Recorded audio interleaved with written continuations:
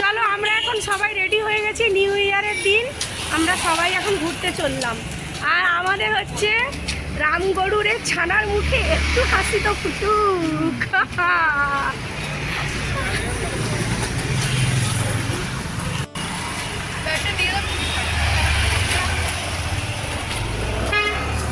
রামগরুরের ছানা হাসতে তোদের মানা।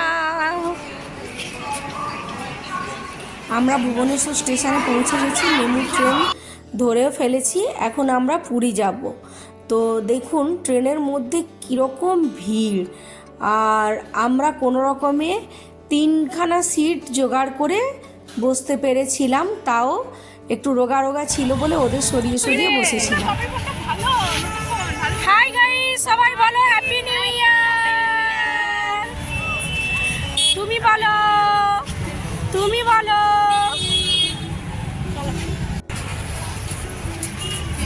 Happy new year.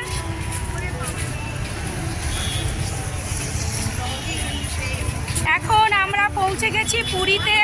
আমরা সি বিচে হাঁটছি, সি বিচে এখনো যাইনি, মানে সি বিচের পাশ দিয়ে আমরা এখন হাঁটছি।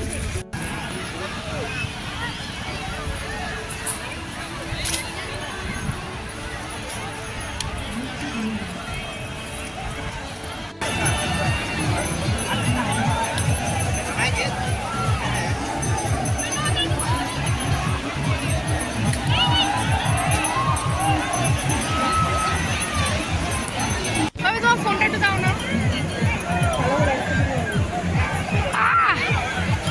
এই উঠে চড়াবে তানিশাকে।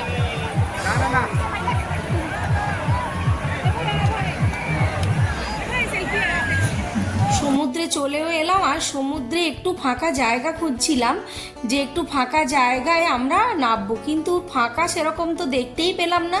তারই মধ্যে একটু অল্প যেখানে ফাঁকা ছিল সেখানে নেমে পড়েছি। আর যে যার মতো সমুদ্র দেখে এত খুশি হয়ে গেছে, যে যার মতো পারছে পোজ দিয়ে দিয়ে ছবি তোলার চেষ্টা করছে।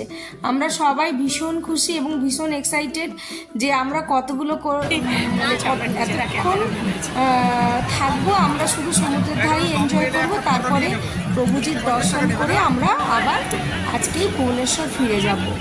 তো সমুদ্রের ঢেউগুলো খুবই ভালো লাগছিল, আর মনে হচ্ছিল যে যদি কিছু ব্যবস্থা নিয়ে আসতাম তাহলে একটু স্নান করতাম, কিন্তু স্নান তো আর করতে পারবো না।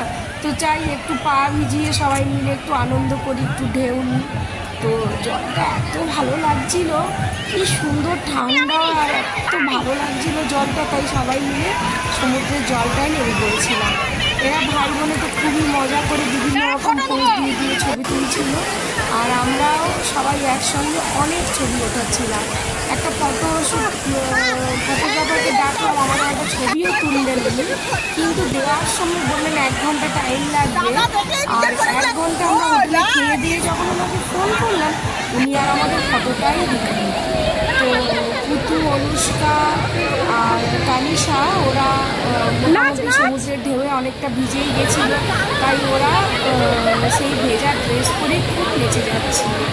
সমুদ্র থেকে একটু ওঠার মন ছিল না, কিন্তু সনদ বলল দুটো পার হয়ে গেছে, চলো এখন থেকে যদি হোটেলে না খাওয়ার জন্য যাই তাহলে খেতে খেতে অনেক বেলা হয়ে যাবে। তবুও কী করা যাবে, থাকার আরেকটু ইচ্ছে ছিল, কিন্তু আর কিছু করার নেই। তো ভাবলাম সত্যি লাইন দিতে হবে। আর সকালে একটু ব্রেকফাস্ট এনেছিলাম, ওটাই আমরা স্টেশনে বসে খেয়েছিলাম। তো সবারই মোটামুটি খিদে পাচ্ছে। আমাদের ভেজ থালি এসে গেছে। ভেজ থালিতে ছিল আলু পোস্ত, ডাল, চাটনি, এঁচোড়ের তরকারি আর পাঁপড় ভাজা। আর ওরা যে যার মাছ ডিম খাবে সেটাও অর্ডার করা হয়েছিল। শোনো, তোমার পাতে কতগুলো এঁচোড় দিয়েছে দেখো, আর আমার পাতে মাত্র 1 টুকরো এঁচোড় পড়েছে।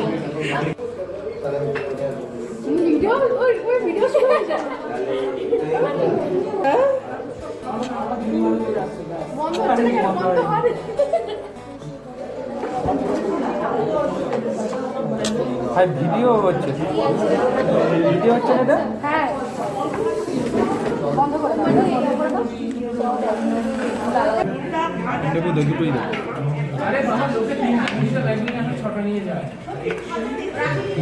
অনুষ্কা 2টো মাছ খাবে।